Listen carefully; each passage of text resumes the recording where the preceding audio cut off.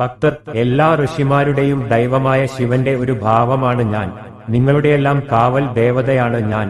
ഗ്രാമങ്ങളിൽ വീരത്വത്തിന്റെയും തീക്ഷ്ണതയുടെയും ഒരു ഭീമാകാരമായ രൂപമായി പ്രത്യക്ഷപ്പെടുകയും ഗ്രാമവാസികളെ ദുഷ്ടശക്തികളിൽ നിന്നും ദുഷ്ടാത്മാക്കളിൽ നിന്നും സംരക്ഷിക്കുകയും അവർക്ക് അനുഗ്രഹങ്ങൾ നൽകുകയും ചെയ്യുന്നു.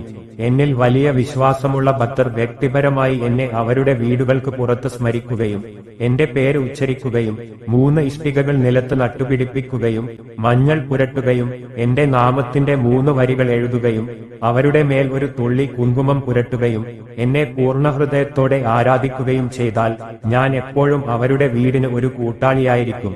ആ കുടുംബത്തിന്റെ കുലദേവതയായി ഞാൻ ആ കുടുംബത്തിന്റെ സംരക്ഷകനായിരിക്കും.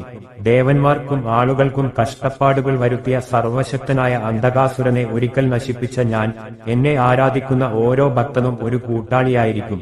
അവരുടെ അടുത്തേക്ക് ഒരു ദോഷവും വരുന്നത് തടയുകയും